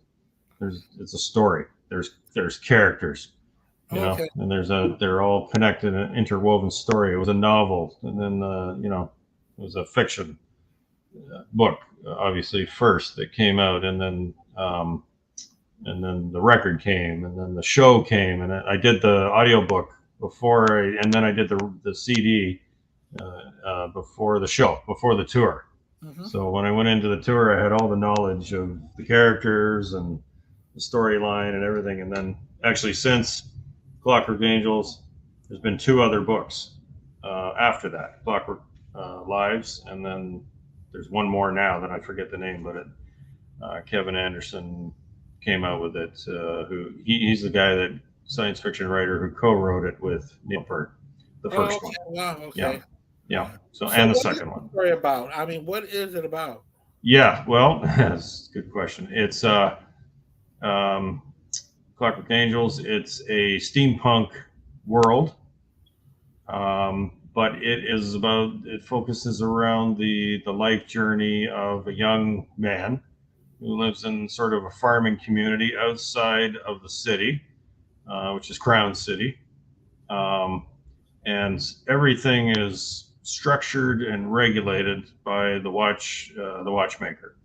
So the watchmaker runs the show, and everything runs time, exactly. And everything you do, whether you're a farmer or a banker or whatever you do, you work in a train station, whatever you do is regulated. So you do exactly the same thing every day at the same time. This is when you go and plow the field, and this is when you take your product to the marketplace. And so, but then there's this other stuff going on with some other characters who are, one of the characters is called the Anarchist, and he's trying to, he's got some issues, let's say that, but he's also trying to undo the structure and I'm not giving it very good justice right now because I haven't read it in quite a while, but yeah, exactly. And so our main character goes on this journey of he's a young man, as I said, so he wants to leave home, he wants to get out of town, he wants to go and explore and stuff, and he goes through a series of events and travels and everything. There's no electricity in this world. It's all run by alchemy. Everything is run by alchemy. So it's really great. It's a fantastic science fiction story, and takes place in this universe. So, the record is crazy. Like as a final record for Rush, what a way to go out! Like there was so much going on story wise. Instrumentation is off the charts. The guys were improvising more than ever. And even Neil he had been studying with a jazz drummer leading up to this, and so he was loosening up and trying different techniques, and yeah. So and it kind of closes out with a beautiful song called "The Garden," which you may have heard. I've heard you and Al and Mark Alden Taylor talk about it. Yeah, based on a famous poem. About the garden of life, basically, and tending to your garden of life, which is everything, and that's the theme of the record ultimately for the main characters, that everything he's looking for he already had at home. You know what I mean? So you get older, what's more like as you get older, what's more important than family and being at home, and because you've been those moments with some loved ones. Yeah, exactly. So it's great story. And it's so funny that that's what that's about. Because just last week, out of nowhere, I was wondering, how would we live if there was no such thing as time? Mm-hmm. If there were no clocks around, we'd live in such chaos. Right. Yeah, that's right. With nothing to tell us what to do and where to be and where to go and when. Yep. That's crazy that time Yeah. Yep. demands all that. It does, but Yeah. we measure everything by time, right? Oh yeah. That's humans. We measure it all by time. So Mhm. even in the days of being cave people, we still our day was still based around the sunrise and the sunset, right? Right.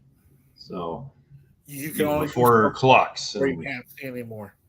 what's that? It was like for the caveman, you did what you did until you couldn't see anymore. That's right. Night, Exactly. night.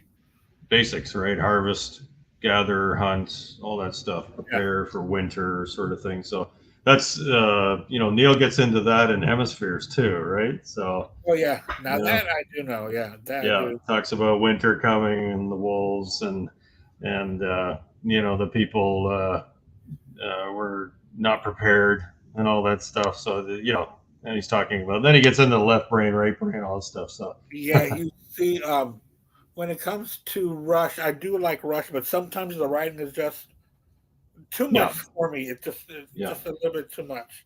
Yeah, the early stuff for sure. The Prague '70s Prague stuff, the longer pieces, thematic Yeah, stuff. Yeah, definitely storytelling for sure. yeah. So yeah, without question. But yeah, All right. Andy, I got to ask you about the Black Sabbath, the new box set that's just come out, Live Evil. Live Evil. I don't Have know you? that much about it. What's going on with it? Well, I knew that there was something coming out. yeah.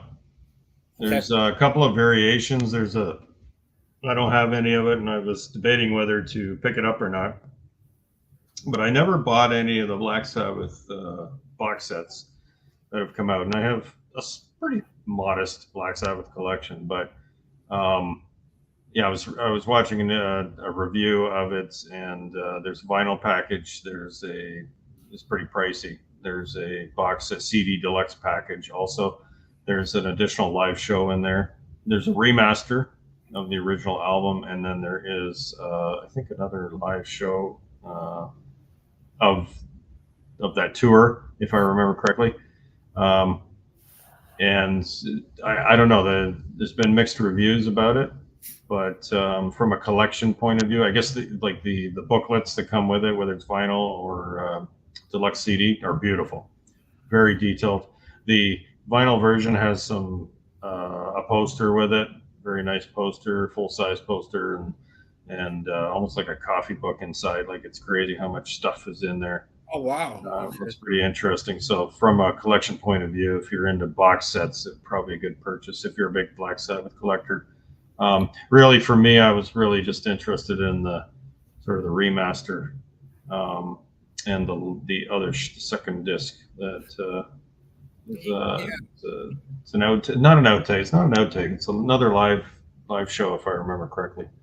If So I would fall in the same area as you. If I did get it, it will be the lesser of the less. yeah, yeah, Like I bought the Heaven and Hell Deluxe, which it's the album remaster, and then the second disc is live. But what bothers me about sometimes about these deluxe yeah, is that it's a live CD of the same songs over and over. yeah. Right. Like Heaven and Hell comes out like 3 times, Yeah, and you're exactly. like, geez, Yep. you know. And my uncle had gotten the Paranoid Deluxe. Okay. He made a copy for me on cassettes. Okay. Right. Um, the second cassette or the second side is Paranoid. The whole album is instrumental, which is Oh, really damn cool, man. yeah, that's interesting. Yeah. You can really hear, you know, the three, especially Ward and Yeah. Geezer, Yeah. really going at it. You Yeah. know, That's cool. Okay. See, that's something I'd be interested in for yeah, sure. Yeah. yeah. That's just the regular deluxe. That's not the super. You're right. Right. Because once you start getting to super, Yeah, or whatever, it just starts to repeat itself. it does. You're getting the same stuff. Now, the Beatles are my favorite band, so I do have on vinyl Abbey Road, the my 3 LP um, deluxe edition, but it's really really good because it doesn't really repeat itself. I see. Okay. It's more of it's more outtakes Right. Okay. That's cool. and different versions. And also, I've got the White Album, which is really cool because are you familiar with the Beatles White Album? I'm familiar with it, but I don't. I'm not like a giant Beatles guy, so I know it's a big album for them. Okay. Yeah. Well, it's got the original album remastered, but also it's got a company album with everything acoustic. Wow. Okay. That's cool. So if you can imagine the White Album being acoustic, and Yeah. it's pretty Okay. amazing. And there's That's also cool. Yeah. additional tracks that were never heard on there as well, Right. which is Okay. really cool. That's pretty cool. Well, Yeah. I'll tell you, one of the things I stopped collecting was like Black Sabbath bootlegs because I have a few. Yeah. And they sound great. Some of them sound great, but they're different tours, but you get the same, like you said, you get the same songs that you've heard. Paranoid is on every single bootleg because that was a show closer for Yeah, them, of right? course. So it's going to be on every single live production you're ever going to hear, probably. Right. So stuff like that. So, and they got a fair amount of live records, even without having to get into bootleg recordings. So, Yeah. but it's a fun thing to collect. I think I probably have like Black Sabbath, Neil Young, and Rush, probably the most. Those are my three big big collections. Yeah. And then I have a blues collection, which is kind of outside of that, which is mostly Johnny Winter. That's the biggest one in the blues section. So Okay. I'm a big fan. I have quite a bit, but yeah, it depends on different periods of time and what I collect, what I'm into at the time, right? Yeah. For me, it's Beatles, Neil Young, Frank Zappa, Yeah. and I recently figured out that I got like 20 plus Eric Clapton's Wow. of Cool. of his albums, and then if I don't have the album, I've got it on CD, and Okay. I Yeah. had that many, but I do. That's cool. So those are the top 4 that I have the most of. Okay. You know. That's cool. Yeah. I'm trying to think. More than Neil Young right now. Neil Young is the one that, because he keeps on bringing out new stuff. I'm never gonna. I know. Yeah, I meant to ask you about that, like the Ducks. Have you listened to that yet? I haven't opened mine yet. I have. I've just streamed it, and I like it a lot. Yeah. What I heard, I liked very much. So I'm gonna have to crack that open. I still have it. And also I have the Rust Bucket. So I bought that in the pandemic. I just opened it recently, actually. Oh, did you? The box had the four discs, but I have the DVD and I have the digital. Excellent show. Oh yeah. I mean, for how big it is, I really do play it a lot for something that has 4 discs to it. That one and the one that we just talked about. Remember we spun it. The one with Promise of the Real. Oh yeah. That's Noise and Flowers. Yeah. What's it called again? Noise and Flowers. Yes, Noise and Flowers. I got that one down there too. That's amazing. That is yeah, that's amazing. On the Beach is amazing. One of the best live versions I've ever heard him do. That and Rockin' in the Free World, because every time you heard Rockin' in the Free World, it was just him playing it, kind of straight. Here, he really does extend it to the part where it stops, and they bring it back, and then they bring the heavy rhythm back. Yep. Yeah, and that's a great record. After we finish these album reviews, is his official live albums. That'll be fun for sure. Yeah, we'll have to do that. we're gonna need a bit of time for that. He's got quite a few live records. Yeah, we're going to have to straighten out which ones we're going to talk about, especially Right. the ones that were released on his box sets. Yep. Yep. Yeah, like the And archives that were done. yeah, Man, that's a good point, because there's the official releases before the archive stuff started coming out. yeah, And there's probably like 7 or 8 of those, I think. And then you've got, yeah, then you've got the special recordings that have come off from archives, yeah, like the Blue Notes series and all the other special release. That might have to be separate yeah. to cover it all, right? Go over which live albums we're going to talk about. Yeah, exactly. It's like the Rush live album show. If we ever do that, Oh yeah, we're gonna no, it's all good. We're gonna need. I don't even know how. We may have to break it down by decade. It's your call. You're the host, but yeah. if we break it down by decade or 2 decades or something. Otherwise, we'll need 8 hours. Yeah, because believe me, you're not the only one asking me about that. Al and Mark are asking me. So when are we going to do this live one? I'm like, okay, I guess we are. So I will figure out a date and No worries. time. It's probably going to have to be because I got shows lined up to the end of July. So Good for we you. can get that to somewhere in August. No worries. Rush. It's all good, man. Always a pleasure to do this with you. Yeah, always fun, man. It's always fun. It's always so unexpected the way our talks are going to go. Yeah, absolutely. Join us next week here on the Black Spinner Circle next Wednesday. We are going to tackle another band that we're going to have to cut into sections. We're going to start off with Mark One. We're going to be doing Deep Purple next week with the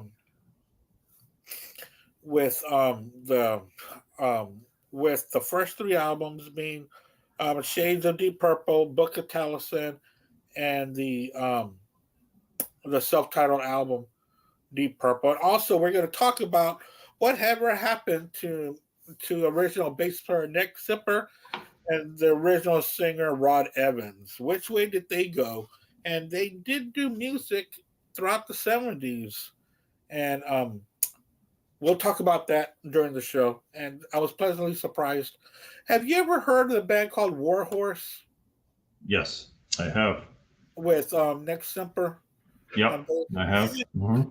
That really sounds like another album that Deep Purple could have done. Mm-hmm. Yeah. It sounds like a Mark II album. Yeah. The way it goes, and I'm also going through some stuff by Captain. I forgot the name of that band that Rod Evans had fronted as well. Oh, okay. Yeah, they made 2 albums and a live album. Okay. All right.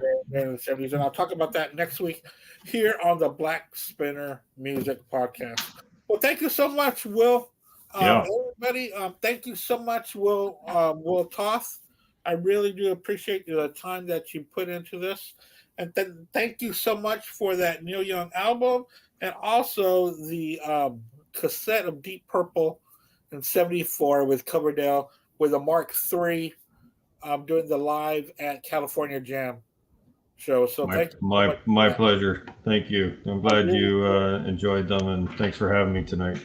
Good times. In fact, it's right here next to me. Cassette is in the cassette player, so that's pretty cool. Yeah, how does that sound? I haven't played mine yet. So. It sounds really good. Good. Okay. It sounds very clear. Good. I thought it might be a little muffled, but it is not. It sounds fantastic. Excellent. Good. Yeah, it's a really good listen. Good. You don't even hear when Richard Blackmore throws the guitar at the cameraman. Well, that's good. Well, I tell you, that Richard Blackmore. I hope that they do come back together and tour. Imagine that, because there's only, John Moore was a big part of it, but Other than that, the other 4 members are there. Yeah, that would be a tour I would check out. I've never seen them live, so I've seen them live I twice. would do that. Have you? Okay. Yeah, but Yeah. it was without Richie Blackmore. Okay. Yeah, it would be interesting to see that for sure. Yeah. They came to, well, they've come to Toronto a few times, but they came with Cheap Trick, I think, or yeah, Cheap Trick a few years ago. I think it was Cheap Trick. So, Yeah. but I couldn't get there. So it's unfortunate. So it's a bucket list band. I got to see Sabbath once only on their final tour in Toronto here, so that was a bucket list too. Yeah, I saw them twice. Once on Ozfest with Bill Ward, Wow. Okay. then and then their final tour. Yeah. But I was able to see Deep Purple twice. Nice. I saw them the last time I saw them. Alice Cooper opened up for them. Oh wow. Okay, that would be And good. the first time I saw them, I was so disappointed with myself because I wasn't really into Deep Purple. They came with Dio and Scorpions. Okay. Yeah. And so during Deep Purple set, I just sat there and said, "Oh, great, smoke on the water, big deal." Yeah. Now, when I look at that set list, I'm like, "Oh my God, they played!" Yeah. Because Yeah. Deep Purple has really jumped up to be in my top 10. Yep. Well, I look forward to the show because I will tune into it, and I'd like to learn a lot. Like, I like Deep Purple very much, but Yeah. I'm not an expert on it, so I'd like to learn more for sure. So this is going to be the Mark II with, Mark I with Travis Parada. It's going to be on there, and so is Ralph Vieira from the RMCP group, which is Rock and Metal Combat Podcast. And also, I think might be Edwin Canestrasi on there as well. Edwin has a great YouTube page where he breaks down everything Deep Purple. Oh, okay. I mean, cool. Breaks it down from the beginning. So these yeah. guys that I chose to be on here are experts at Deep Purple more than I am. So they're going to be teaching Okay. a thing or two. I look forward to that. Maybe you can send me his page too. Then Yeah. I'll check it out for sure. Okay. Yeah, check that out. He's very. These guys are very knowledgeable when it comes to Mark I. So I'm very excited to learn as well. Mhm. So thank you so much, Will. I will catch up with you. And everybody out there, keep on rocking. Thanks a lot, Thanks, Will. Andy. Thanks, Andy. Take care. Hey, you too. All right. We'll talk soon. All right. Have a good one, man. You too.